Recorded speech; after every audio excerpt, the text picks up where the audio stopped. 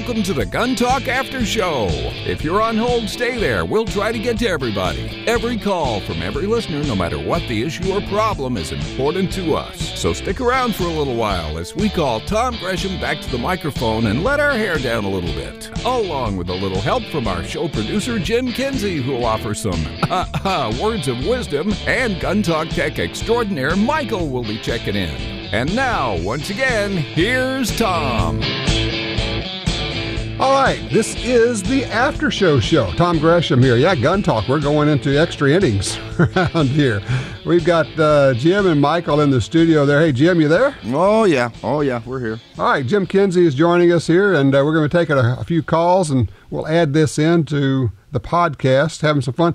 First of all, before we do, and don't go, we got Jerry, Cody, and John. You guys don't go anywhere, okay? We're going to be getting to you. Jim, your thoughts on particularly...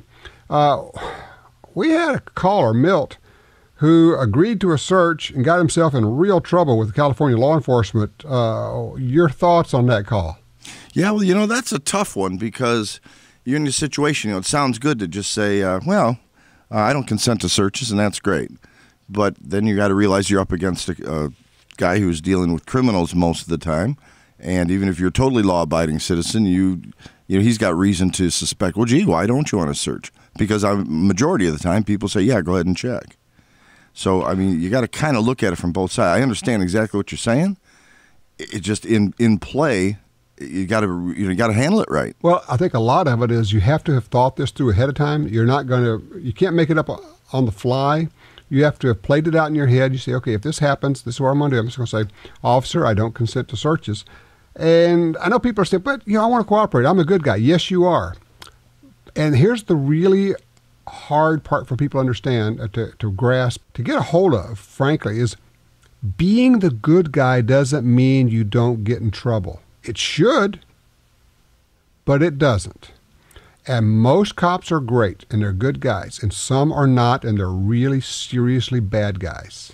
Yeah, Do not let anybody in your car. I get it. I know I wouldn't want to be a cop. I wouldn't want to have to deal with the kind of people. You deal with a lot of good, like there's good cops, there's good citizens too. There's a heck of a lot that aren't. And when you're dealing with those day after day after day, you may be safer to just assume you're dealing with a criminal until they prove otherwise. But I don't have to put myself at risk just because of their work conditions. As I often say, it's not my job to make his job easy. Because if I say, well, I'll make his job easy by doing this, I put myself at risk. And if I put myself at risk, I put my family at risk. If I get arrested, if I get put in jail, my family suffers, not just me. So anyway, tell you what, you want to run with some calls? Sure, let's do it. All right, line 2, Jerry is out of Nacogdoches, Texas. Jerry, you got a suggestion on belts, I hear. I found Duluth belts are my best bet. I have no gun store here. I don't have anything like that. And just searching catalogs and webs, they have a very wide belt, well, not a wide belt, but a thick belt. And I, in some cases, carry a Belgian Browning high-powered and a shoulder holster, which attaches to the belt. And it does not curl the belt. It doesn't deform the belt. I went to their website. This is Duluth Trading Company, and is this the one they call their Lifetime belt? I don't remember if mine was called Lifetime. Well, all of their belts are basically Lifetime. Yeah, this is just a name, but they've got, you're right, I'm looking at 4, 8, 12, 16. They got a lot of belts. Yeah, and you got multiple buckle designs on them, and all of them are interchangeable. If you want to change a buckle out, you can change them out. Oh, okay. Well, look, I appreciate the lead on that. It's DuluthTradingCompany.com. And here's the other thing they have that is great for concealed carry. You may have seen the TV commercials for Duluth Trading Company. They make a T-shirt it's extra long, designed to cover up plumber's crack, basically so you don't show your butt crack. And I looked at that and said, you know what, if it's longer, why wouldn't that work great for concealed carry? If you're wearing a T-shirt out, and if you were to bend over, you could expose your gun. So I have put a lot of people onto that. They're getting the Duluth Trading Company's extra long, Jim. It's the. I hear you laughing there. It's the butt crack cover up. It's a bucket. They've got several risque ads. The company, they're great. They're right. They take it to the edge of what's appropriate in advertising. The ballroom pants. Yeah, exactly. It's great. They're pretty funny, but it's a big company, and I actually have some of the shirts that I bought 3 of those T-shirts. And by the way, when you're ordering, go ahead and get the right size. I ordered an extra large. Just thinking, well, I need it roomy for concealed carry. It was too big, and that was before I lost all this weight, and so now it's like a sleep shirt or something. It's kind of goofy. You were talking about belts a bit back with Jerry. A buddy of mine went to a saddle shop and had them custom make him because they cut leather and. Ooh. Sure. You know, it's not the prettiest thing, but boy, that thing's never going to wear out. It's probably inch and 3/4 almost. You can use it to pull your truck out of the snow. Yeah, there you go. What else we got? We have 2 Jerrys. We have back-to-back Jerrys, Tom. Yeah, I like it. Back-to-back. Let's go to Jerry in Rudy, Arkansas. Talk about these searches. Hey, Jerry, how you doing? My greatest fear and or concern, I mean, if you get a knock warrant these days, that's somewhat of a luxury. I mean, the 3 a.m. battery ram is what scares me to death. I know, me too. And there's nothing you can do. And let me tell you, the problem is, and I've tried to explain this to some police officers and departments, is there are people doing home invasions who kick in doors and yell police. They even wear shirts that have police emblazoned across them. So you're the good guy. You're waking up in the middle of the night. Somebody's beating on your door. What's your natural reaction going to be? You're going to reach for a gun. And if they come in and you're reaching for a gun, they're going to kill you. Right. To me, I mean, this is just how I reason things out, sir. I'm not a black helicopter person or want to be, but... All right. This is reality. You know, it seems... Well, yeah, but I mean, if it seems to me like this is the response that they want to elicit so they have an excuse to pour more money into SWAT teams and armored vehicles and et cetera, et cetera, et cetera. Justify the budget. Yeah, and thanks, Jerry. What you're really talking about is this militarization of police departments. They're getting military surplus stuff. They're getting their armored personnel carriers. They're getting all this gear. And as a previous caller said, all of this comes out of the war on drugs money. This money flows to these local and state departments from the war on drugs, which, you know, if we got rid of that silly war on drugs, we would have not lost so many rights. We would not have spent billions of dollars. And, oh, by the way, it hasn't done a darn thing to keep drugs out of the country either. That's something that maybe we can learn here. I tell you, let's go to Cody on line 4. He's in Medford, Oregon. Hey, Cody. I was calling about the consent search of vehicle subject. Mm-hmm. I let some police officers search my vehicle once, and they just left it a complete mess afterwards. And I asked them, are you going to straighten my car back up? And they just kind of chuckled and left. So no. I just kind of diffused the situation when I've been asked since then. No, I'm not going to let you guys do it. You wrecked my car last time. And I don't really get hassled anymore. So. Well, let me ask you, because I know people have asked me, they said, well, if you refuse, then that becomes probable cause. Well, first of all, no, it doesn't. So let me ask you, Cody, what kind of reaction did you get when you said, no, I'm not going to let you do that? Oh, gosh, it's been a long, long time ago. But at first I thought they were going to do it anyhow, and then they just kind of let me go. See, here's the thing. If they have probable cause, they can search your car. But if they have probable cause, they don't have to ask you either. Here's how it runs is if they say, can we search your car, and you say no, that's the end of your involvement. If they say, well, we're going to look anyway, then you just stand aside and let them, because there's nothing you can do. Don't try to stop them, of course. But most of the time, they're just going to say, well, basically they're going to say to themselves, well, heck, we tried. We threw it out there to see what happens. Hey, Cody, thank you. Jim, have you ever been, I know you're a safe driver. You ever been stopped? You may ever asked to look in your car? I've never had asked to be searched, but I think probably a lot of that is because at the time they approach the vehicle, they already know you're a concealed carry holder, and that doesn't necessarily denote that you're going to be one of the good guys, but somebody else has done a bunch of research to prove you're not one of the bad guys to that point at least. I've actually interviewed a couple of police officers about that, and one of them was neutral, and the other two said, yeah, we do know before we approach your car, and statistically, you're less likely to be an issue to us than, some guy running on bad plates or, busted taillight, etc.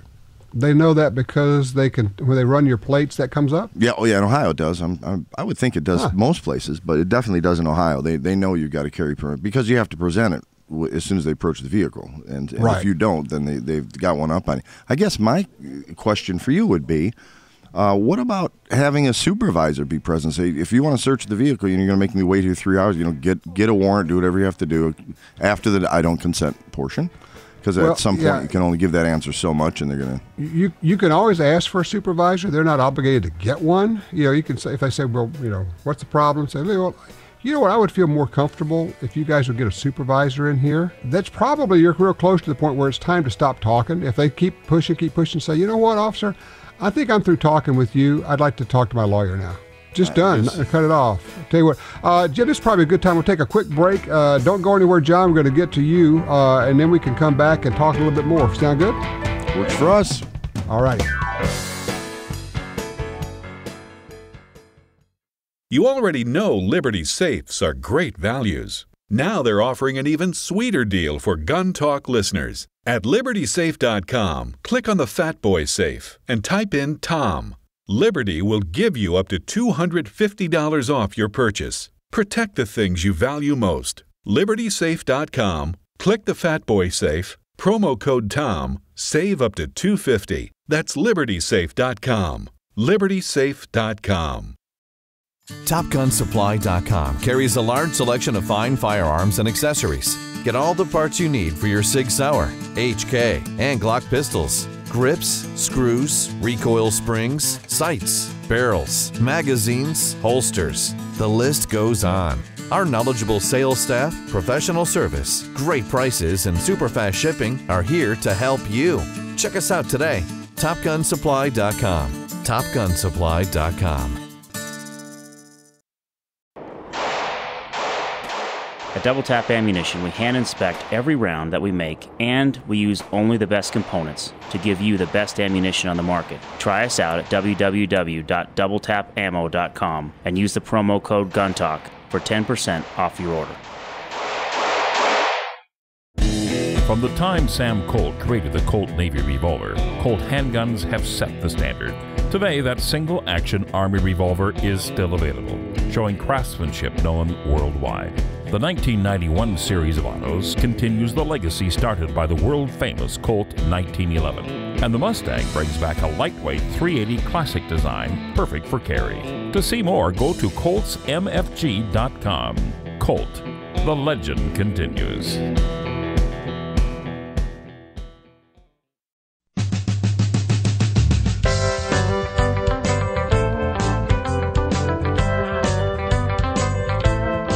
Be sure and register for the XS Sights Love at Front Sight giveaway.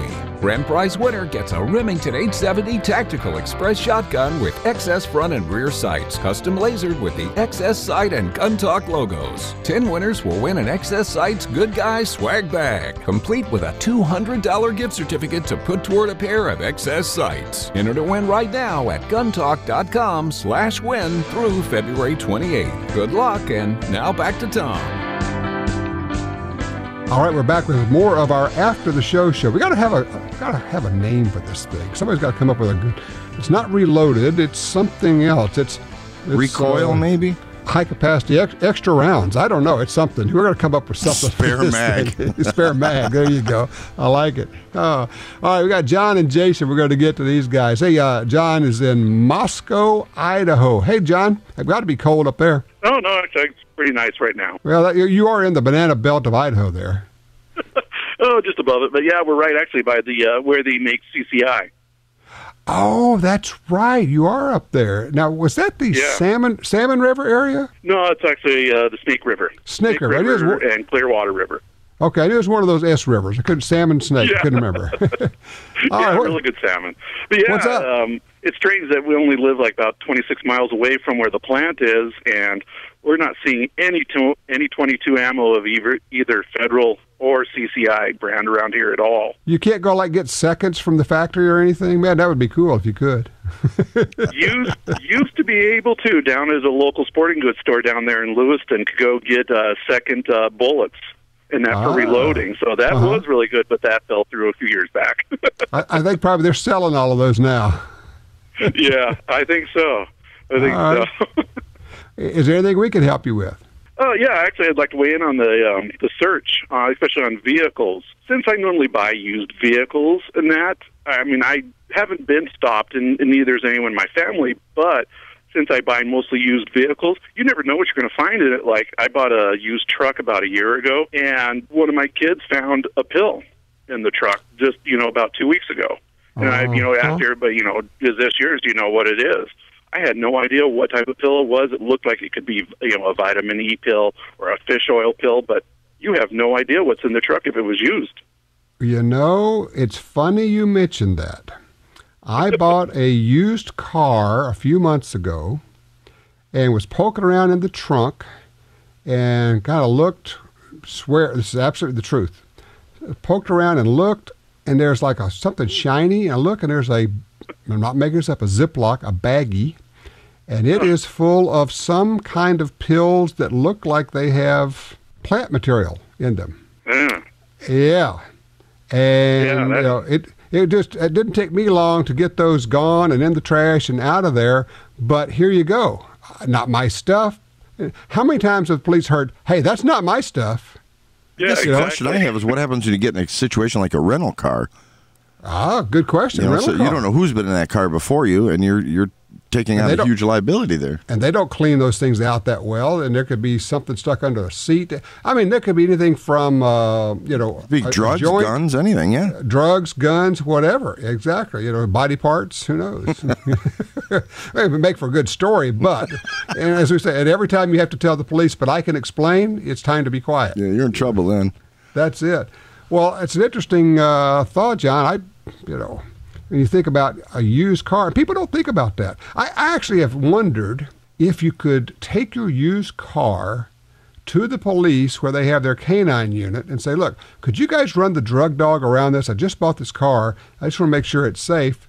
Good idea, probably bad idea is my guess. I just want to avoid the conflict or the contact altogether. And something to tell your kids. If you've got young kids who are driving, you might want to explain it to them about picking their friends because, no, they don't think about that stuff. Hey, John, I appreciate that call. One of the things that people don't know about you, Jim, is that you are a musician. And, musicians are like everybody else. They run the gamut. They've got a whole spectrum. But if you happen to know somebody who might be questionable and you're in your car, you could actually give somebody a ride.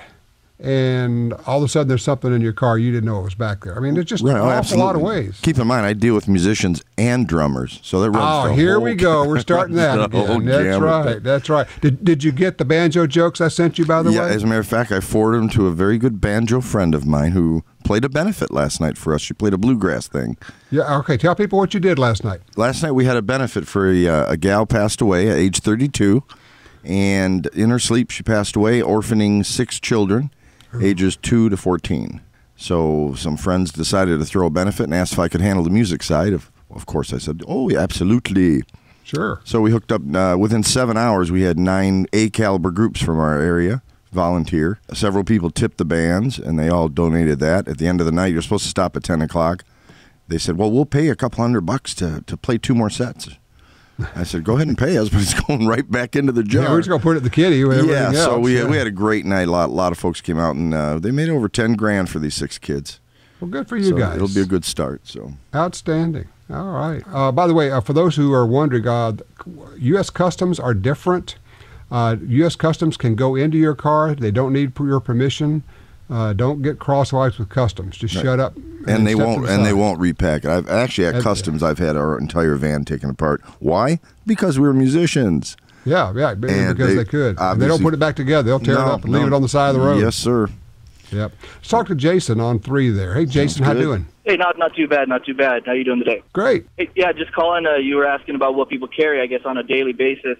Mm-hmm. I'm here in Central California, and I got me a Ruger SR45 full size carry on my hip. Oh yeah. In my pants, in a holster in my pants. I love the gun. It's no hard edges, really smooth. It doesn't get caught on my clothes trying to draw or anything like that. Interesting you mentioned that. I think the Ruger SR series does not get the credit it's due.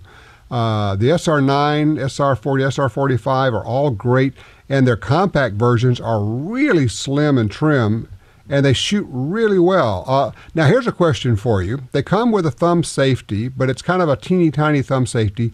Do you use it, or do you leave the safety off? Oh, no, I leave the safety on, sir. And on the SR45, I don't know if it's on all the models, that it's ambidextrous for the safety. And so, depending on how I have to or when I have to, it's kind of easy to flip that off and be ready to go if needed to be. Just kind of like a 1911, you can sweep it off with your thumb if you need to. You got it. Yeah, that's actually what I carried before, but, the hammer and the couple edges like that, I found it getting caught on my shirt a little bit and kind of being a little clumsy, so...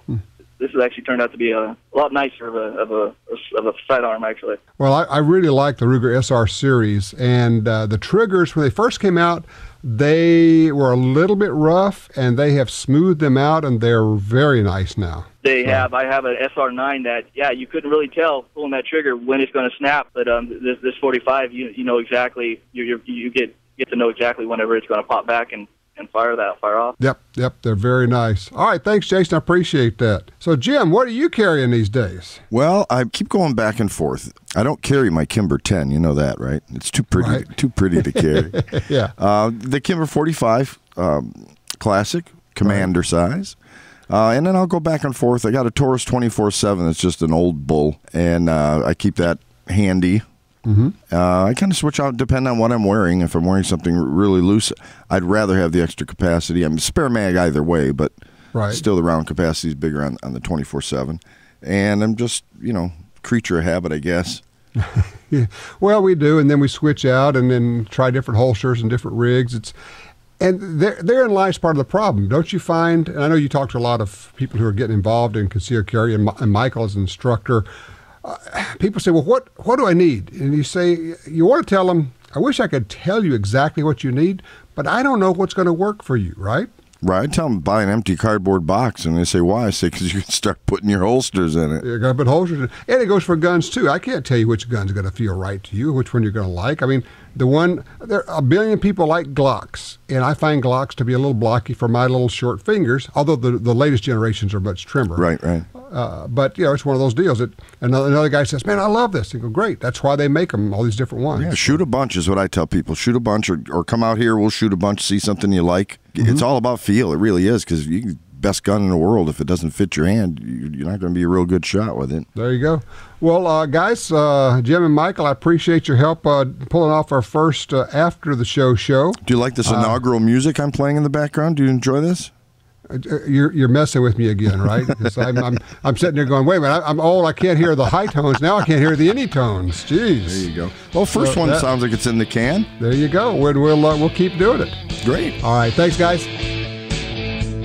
Now, wasn't that fun? You'll probably want to join us again next week for the Gun Talk After Show. It comes up right after the radio broadcast right here. It's where Tom and some of the crew and staff stick around and let their hair down a little bit, doing what they do best, talking about guns. We'll see you right here next week.